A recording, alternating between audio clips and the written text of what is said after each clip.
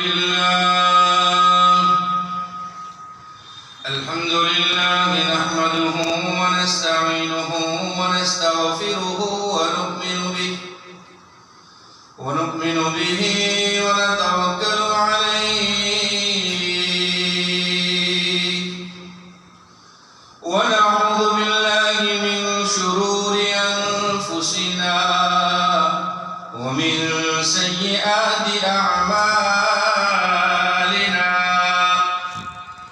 من يهد الله فلا مضل له ومن يضلله فلا هادي له ونشهد أن لا إله إلا الله وحده لا شريك له ولا وزير له ولا نزير له ولا مشير له ولا معين له ولا مثل له ولا مثال له ونشهد أن سيدنا ونبينا وشفيعنا وحبيبنا وهادينا ومرشدنا ومولانا محمدا عبده ورسوله صلى الله تعالى عليه وعلى آله وأصحابه وبارك وسلم تسليما كثيرا أما بعد فأعوذ بالله من الشيطان الرجيم بسم الله الرحمن الرحيم أقم الصلاة طرفي النهار وزلفا من الليل إن الحسنات يذهبن السيئات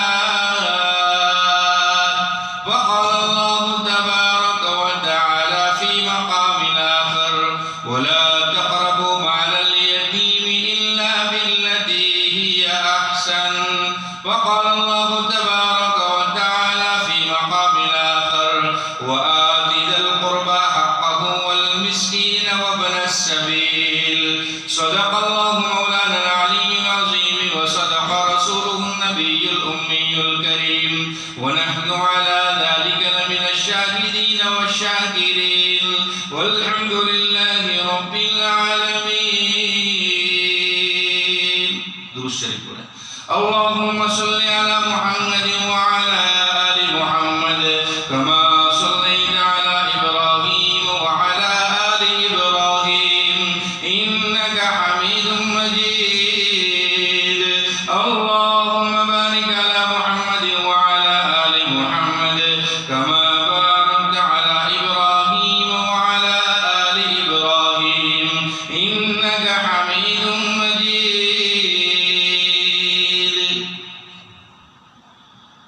तमाम तारीफ उस रब्बे दो जहां के लिए जो तमाम जहानों का परवरदिगार है, रब्बुल आलमीन है.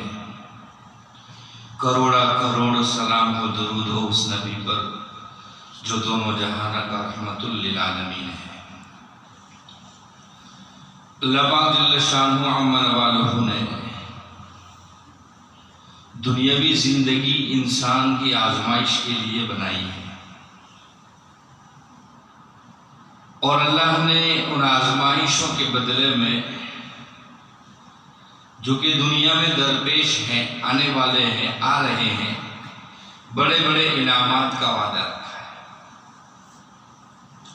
उन इनामों में से सबसे बेहतर इनाम ये है कि आजमाइश के अंदर अगर बंदा कामयाब हो जाता है तो रब्बे दो जहां उसको दुनिया की सबसे बड़ी नेमत अपनी रजा यानी रब की रजा अता फरमाता है कि अल्लाह उससे राजी हो जाता है. और अल्लाह की रजा के अलावा दुनिया में आखिरत में कोई नेमत नहीं. रब जिससे राजी हो गया सारा जहां उसके ताबे हो गया और रब जिससे नाराज हो गया सारा जहां उसके मुखालिफ हो गया. और ये असल कानून है, ये सिलसिला है कि जिसने रब को राजी किया उसकी जिंदगी दुनिया में भी खुशगवार है और माबाद अल मौत जितने भी मराहिल आने वाले हैं तमाम मराहिल में अल्लाह उसके लिए आसानियां पैदा करेगा। हकीकत दुनिया की समझ में आ गई, आखिरत की समझ में हमें नहीं आई, इसलिए हमें आखिरत की फिक्र नहीं, दुनिया की फिक्र है। दुनिया में इंसान अच्छा मकान बनाता है, अच्छी पोजीशन हासिल करता है, अच्छे दर्जे पाता है, माल खूब कमाता है, जमीन जायदाद खूब बनाता है, दुनिया खूब बसाता है, लेकिन रब की रजा, रब की मर्जी और रब को खुश करने के लिए उसके पास वक्त नहीं। ये मेरा तुम्हारा हाल है, ये तमाम इंसानों का हाल है। और फितरत अल्लाह ने इंसान में ऐसी बनाई है कि देखने वाली चीज पर, नजर आने वाली चीज पर उसको एतबार है, भरोसा है, तवक्कुल है, यकीन है, और जो नजर नहीं आती उस चीज को मानता ही नहीं। हालांकि हकीकत क्या है, जो नजर आने वाली है वो खत्म हो जाएगी, जो नजर आने वाली है, जो दिखने वाली है, ये दुनिया के नज़ारे, ये खूबसूरत समा, ये आसमान, ये ज़मीन, ये समंदर, ये जंगल, ये दरिया, ये इंसान, ये मखलूक़ात, अल्लाह की जितनी पैदा की हुई है तमाम की तमाम ख़त्म हो जाएगी, और बाकी रहने वाली चीज़ का मरने के बाद के जितने मराहिल हैं वो बाकी रहने वाले हैं। जन्नत बाकी रहने वाली, जहन्नम बाकी रहने वाली, उस पर हमें एतबार नहीं। हकीकत में आखिरत बसनी चाहिए, वो बोल में, जबान में, अल्फाजों में बसी है, और हकीकत में दुनिया नहीं होनी चाहिए, वो दुनिया दिलों में बसी है।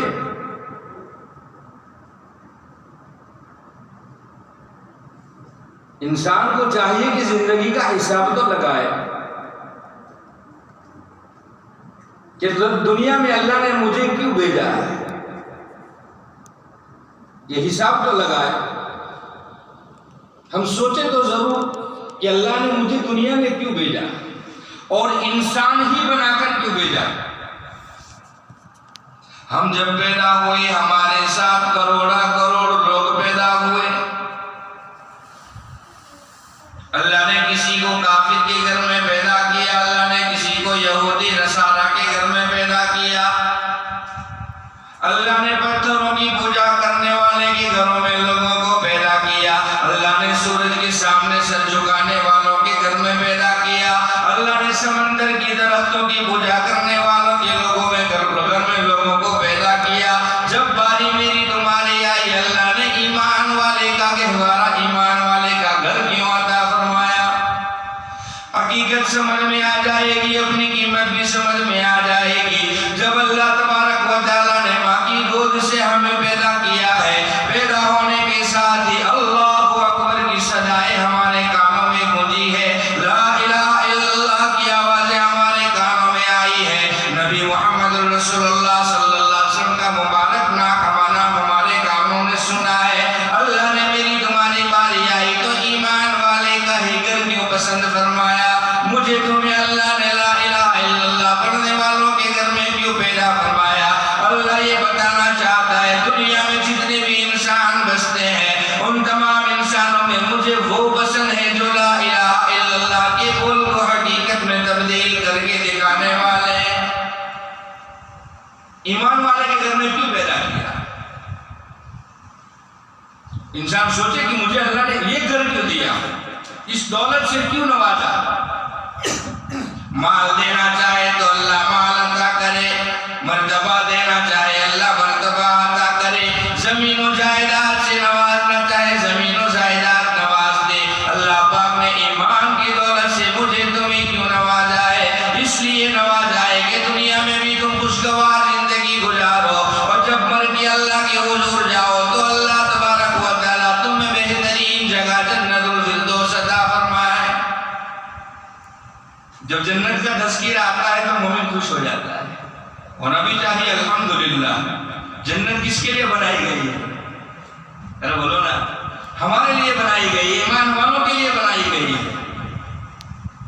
गर्जे गुनहगार है लेकिन है तो ईमान वाले।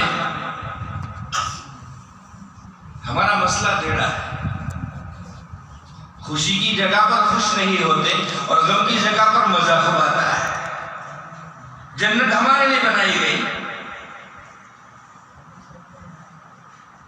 एक देहाती इलाके में जुमे की नमाज में बयान हो रहा था, मौलाना ने खूब जन्नत का बयान किया, जन्नत के दरख्तों का, जन्नत की नहरों का, जन्नत की बालाखानों का, जन्नत की फूलों का, जन्नत के फलों का, जन्नत के मेवों का जिक्र खूब किया।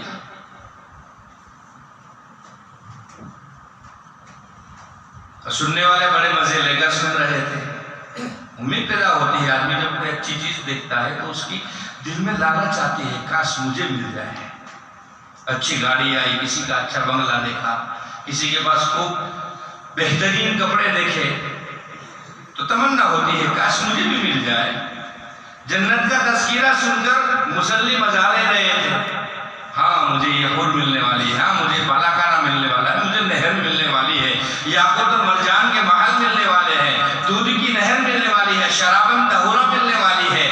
ये सारी नेमतें सुनकर मुसल्ली खुश हो रहे थे। दूसरी जुम्मा आई, दूसरी जुम्मा में मौलाना ने जहन्नम का तस्करा छेड़ दिया कि जहन्नम में ऐसी वादियाँ है, जहन्नम में ऐसे अजाब है, जहन्नम में ऐसी बलाएं, ऐसी मुसीबतें हैं, आग की जंजीरें हैं, अजलहे हैं, बिच्छू है, सांप है, सारे अजाब बयान किए।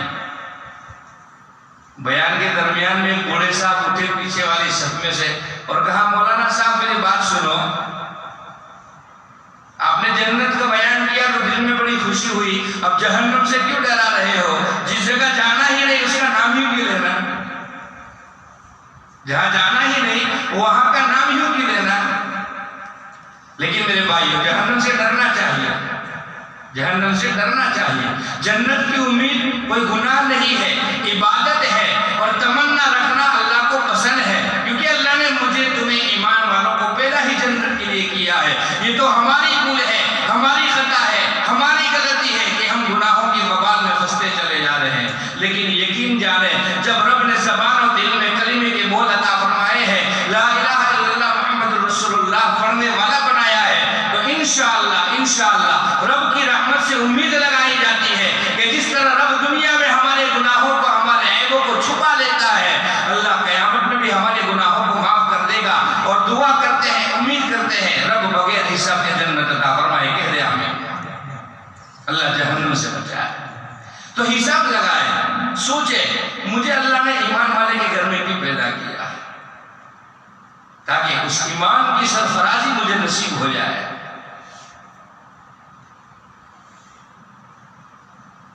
ईमान की सरफराजी क्या है? ईमान का मतलब क्या है? ईमान हमसे क्या चाहता है? कलीमे के जो बोल है ना, ला इलाहा इल्लल्लाह मुहम्मदुर रसूलुल्लाह, ये हमसे क्या चाहते हैं? उस कलीमे की चाहत क्या है? उसका मकसद और मतलब क्या है? एक आदमी ने बाजार से कलम खरीदी, क्यों खरीदी, क्या मकसद है? कहा उससे लिखा जाएगा। कागज खरीदा, क्यों खरीदा? उस पर लिखा जाएगा। बाजार से कपड़ा खरीदा, क्यों? कहा इससे बदन ढका जाएगा, इसके ज़ेब ज़ीनत अपनाई जाएगी, सतर को छुपाया जाएगा। कंघी खरीदता है, क्यों खरीदी? कहा सर संवारने के लिए, बाल संवारने के लिए खरीदा है। चाकू खरीदता है, क्यों खरीदा? कहा सब्जी बाजी फल फ्रूट काटने के लिए खरीदा है। हर चीज का मकसद है, बेमकसद दुनिया में कोई चीज नहीं। तो फिर मैं और आप बेमकसद कैसे हो सकते हैं? ये और बात है, चीजों का इस्तेमाल हमने गलत किया है। कलम से किसी की आंख भी फोड़ी है, कंघी से सर संवारने के बजाय बदन में खुजाला भी है, चाकू से फल फ्रूट सब्जी के अलावा लोगों के गले भी काटे हैं, ये और बात है। वरना मकसद हर चीज का है, मेरे तुम्हारे पैदा होने का और कलीमे वाले के घर में पैदा होने का मकसद ये है कि रब रहमान के तमाम अहकाम और अरकान को हम अदा करने वाले बने। रब रहमान के अरकानों में सबसे पहला रुकन क्या है, अरकान हुक्म क्या है? कहा नमाज। और नमाज की अल्लाह ने तरगीब भी अता फरमाई, अल्लाह ने नमाज का हुक्म भी दिया। होता है ना, एक आदमी है, किसी को कहता है भाई आप ये काम करो, आपके लिए बेहतर है, आप ये काम करो, और एक हुक्म होता है आपको ये काम करना ही पड़ेगा। अल्लाह ने दोनों तरीके से इंसान को समझाया है। अल्लाह कहता है नमाज अदा करो, ज़कात अदा करो, हज अदा करो, अच्छे अखलाक अपनाओ, लोगों के साथ हुस्न सलूक करो। नमाज का अल्लाह ने नमाज की तरकीब भी दी, नमाज़ें पढ़ो। और अल्लाह ने नमाज का हुक्म भी दिया कि तुम्हें नमाज पढ़नी ही पड़ेगी, हर हाल में पढ़नी ही पड़ेगी। दोनों तरह रब ने समझाया। रब रहमान कलाम पाक में इरशाद फरमाता है, वाक़िमुस सलात व आतुज़ ज़कात, नमाज को कायम करो, ज़कात को अदा करो। बशर्ते सहूलत नहीं, बल्कि तुम्हें हर हाल में नमाज को अदा करना फर्ज है, जरूरी है। माल दिया है रब ने, ज़कात का अदा करना जरूरी है। नमाज में जिस तरह चोरी नहीं कर सकते, सुस्ती नहीं कर सकते, ज़कात अदा करने में भी चोरी की इजाजत नहीं, सुस्ती करने की इजाजत नहीं। रब रहमान दूसरी जगह फरमाता है, अक़ीमिस सलात तरफ़इन नहारी व ज़ुलफ़न मिनल लैल, इन्नल हसनाति युज़हिबुनस सय्यिआत। तुम्हें चाहिए कि नमाज को अपने ऊपर फर्ज कर लो, ऐसे फर्ज कर लो जैसे बगैर खाना खाए जिंदगी जीना दुश्वार और मुश्किल है। बिना पानी पिए, बिना सांस लिए दुनिया में रहना मुश्किल और महाल है। इससे भी एक दर्जा ऊपर जाकर बगैर नमाज के ईमान वाले का रहना मुश्किल है। इस तरह नमाज को अपने ऊपर जरूरी समझो कि जैसे बगैर पानी के जीना मुश्किल है, बगैर सांस के जीना मुश्किल है, बगैर खाना खाए जीना मुश्किल है, इससे भी ज्यादा जरूरी नमाज को समझो। और हम कमजोरों ने, ज़ईफों ने, बेईमानों ने नमाज को बशर्ते सहूलत समझ लिया। वक्त है तो पढ़ेंगे, नहीं है तो नहीं पढ़ेंगे। सुबह सवेरे घर से दुकान के लिए निकला, मुलाजिमत के लिए, नौकरी के लिए निकला, तिजारत करने के लिए निकला, मेहनत मजदूरी करने के लिए निकला। सुबह नाश्ता करके गया, रात देर घर आने में हो गई। सब लोगों ने खाना खा लिया, बीवी ने खाना खाया, बच्चों ने खाना खाया और सारे लोग खाना खाकर सो गए। ये सुबह का नाश्ता किया हुआ घर से गया था, रात को देर आया है, भूख बड़ी तेज लगी है। ये नहीं सोचता बीवी ने खाना खाया, बच्चों ने खाना खाया, मुझे आने में देर हो गई, चलो मैं बगैर खाना खाए सो जाता हूँ। ये नहीं सोचता, बल्कि भूख की बेताबी उसे खाना खाने पर मजबूर करती है और वो सारे लोगों के सो जाने के बाद भी अपना खाना खाता है और बगैर खाने उसे सुकून नहीं आता। नमाज को भी ऐसे ही जरूरी समझो, किसी भी हाल में मुझे नमाज पढ़ना है, हर हाल में नमाज अदा करेंगे। सहूलत हो, वक्त हो, बीमारी हो, किसी भी मुसीबत में फंस जाते हो, नमाज को हम कभी नहीं छोड़ेंगे। नमाज अल्लाह का हुक्म है। दूसरी बात, नमाज क्यों पढ़ी जाती है? नमाज को क्यों पढ़ा जाता है? अल्लाह का हुक्म है, अल्लाह ने हुक्म दिया नमाज पढ़ो। जब नमाज में आदमी खड़ा होता है तो तवज्जो किस तरफ जाती है? बड़ाई किसकी बोलता है? बोल किसकी बोलता है? जिक्र किसका करता है? रब रहमान का, जो तमाम जहानों का मालिक है, मेरा तुम्हारा मालिक है, अर्शियों का फर्शियों का मालिक है, दरिंदों का चरिंदों का मालिक है, चूंटी कीड़ियों का मालिक है, जमीन पर रेंगने वाली मखलूक का मालिक है, हवाओं में उड़ने वाली मखलूक का मालिक है, साहिब इस्तिताअत लोगों का मालिक है, गुरबा का मालिक है, मसाकिनों का मालिक है, बीमारों का मालिक है, तन्हा अकेले रहने वालों का मालिक है, महफिलों में जिंदगी गुजारने वालों का मालिक है, समंदर की तह में तैरने वाली मछलियों का मालिक है। और अल्लाह हर मखलूक का, पूरी कायनात का अकेला मालिक है। उस रब का हुक्म है नमाज पढ़ो, नमाज पढ़ो, नमाज पढ़ो। रब का हुक्म है, इसलिए नमाज पढ़ी जाती है। लेकिन दूसरी एक पते की बात सुनो, किताबों में लिखा है रब की नमाज मोहब्बत से भी पढ़ी जाती है, मोहब्बत से भी पढ़ी जाती है। जब अल्लाह की मोहब्बत दिल में आती है, जब अल्लाह से मोहब्बत हो जाती है, अल्लाह से उल्फत हो जाती है, उसकी मारिफत दिल में उतर जाती है, उसकी वहदानियत का यकीन आ जाता है, उसके जब्बार होने पर भरोसा होता है, उसके कहार होने पर भरोसा होता है, उसके काबिज और बासित वाली सिफत का यकीन आता है, उसके रहीम होने का यकीन आता है, उसके उसके सत्तार और गफ्फार होने का यकीन आता है, फिर मोहब्बत दिल में पैदा होती है, फिर रातों की नींद को कुर्बान करके भी आदमी नमाज के लिए खड़ा हो जाता है। इसलिए हुक्म समझ के अदा करोगे तो अदा करना मुश्किल है, जैसा कि आजकल हमारा हाल है, लेकिन मोहब्बत समझ कर अदा करोगे तो आसान हो जाएगा। सुबह सवेरे का वक्त है, बड़ी सुकून की नींद में सोया है, बड़ी मीठी प्यारी नींद आ रही है, उठने का जी नहीं करता, बिस्तर छोड़ने का मन नहीं करता, लेकिन जिसके दिल में मोहब्बत बसी है, अल्लाह का प्यार बसा है, अल्लाह के सत्तार और गफ्फार होने पर यकीन है, अल्लाह के रहमान रहीम होने पर भरोसा है, अल्लाहु अकबर की सदा आते ही वो बिस्तर छोड़ देता है, वुजू करता है, मस्जिद की तरफ उसके कदम उठने लग जाते हैं, अल्लाह के हुजूर सजदा करने लग जाता है। रब तौफीक दे तो आंखों से आंसू भी बहाने लगता है, रब तौफीक दे तो दो नमाज अदा करने के बाद रब के हुजूर दुआएं भी मांगता है। सुबह सवेरे में रोजी के लिए जाऊंगा, मैं तिजारत करने जाऊंगा, मैं नौकरी करने जाऊंगा, मैं कमाने के लिए निकलूंगा, रब रहमान इस नमाज की बरकत से मेरी रोजी में बरकत अता फरमा, मेरी औलादों को नेक और साले बना, मेरे घरों में सुकून और इत्मीनान अता फरमा, मुझे दीनदार बना, मुझे तेरे दीन की मेहनत के लिए कबूल फरमा, मुझे तेरे रास्ते में मेहनत करने वाला बना।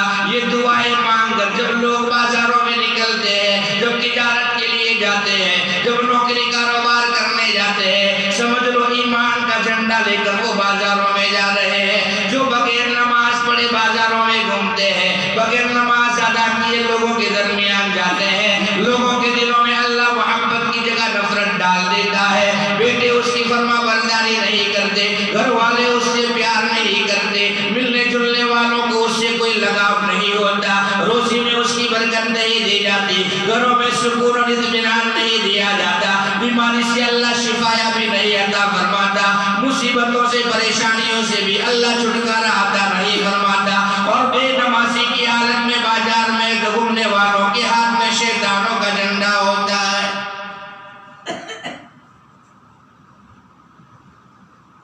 कब ये बात हमारे समझ में आएगी? कब हम अल्लाह के वफादार बनेंगे, शैतान से गद्दारी करने वाले बनेंगे? नमाजें बड़ी कीमती नेमत है अल्लाह की तरफ से। रब राजी होता है तो 2 रकात नमाज की तौफीक देता है, सजदा करने की तौफीक देता है। रब नाराज होता है तो खाना पीना नहीं छीनता, मालो दौलत से महरूम नहीं करता, जाओ जलाली से महरूम नहीं करता, जमीनों जायदाद और सोने चांदी से महरूम नहीं करता, बल्कि रब की नाराजगी की अलामत ये है कि वो बंदे को अपने घर से दूर कर देता है। अल्लाह मस्जिद से दूर कर देता है, नमाजों की तौफीक छीन लेता है, नेकी की तौफीक छीन लेता है। इसलिए अल्लाह के वफादार बनो, हमारी आखिरी मंजिल वही है। दुनिया में कितने भी साल जियो, दुनिया में कैसी भी जिंदगी गुजारो, कैसी भी अय्याशी कैसी जाओ जलाली के आलम में तुम जिंदगी गुजारो, आखिर मंजिल अल्लाह है, अल्लाह है, अल्लाह है, उसके अलावा हमारा कोई नहीं। जरा सोचो तो सही, जो दीवाना हलक में उतार रहे हो, जो पानी का घोट हलक में उतार रहे हो, उसकी सारी इंतजाम कौन करता है? चावल का एक दाना अन्न नली जो खाना जाने की जगह है उससे हटकर सांस वाली जगह पर चला जाए, आदमी बेतहाशा तड़पने लगता है, परेशान हो जाता है, घास खाकर अधमुआ हो जाता है, उसकी सांस अटक जाती है, जान हलक तक आ जाती है। और अब रहमान अगर खाने के निवाले पर इंतजाम न करे और अपनी निगरानी न रखे तो सोचो वो खाने का निवाला हमें किस हद तक पहुंचा सकता है। रात को सोने जाता है, पेट भर कर खाना खाया, अल्लाह की हजारों नेमतों को दिन भर में इस्तेमाल किया, जब बिस्तर पर लेटने के लिए जाता है अल्लाह का जिक्र करके सोता है, अल्लाह को याद करके सोता है, रब रहमान एक फरिश्ते को पूरी रात तेरे बिस्तरे के पास हिफाजत के लिए खड़ा कर देता है। ये सारे इंतजाम कौन करता है? अल्लाह करता है। ये सारे इंतजाम अल्लाह करता है। वो रब जो हमारी इतनी फिक्र करता हो, हमसे इतनी मोहब्बत रखता हो कि हजारों हजारों गुनाह करने के बाद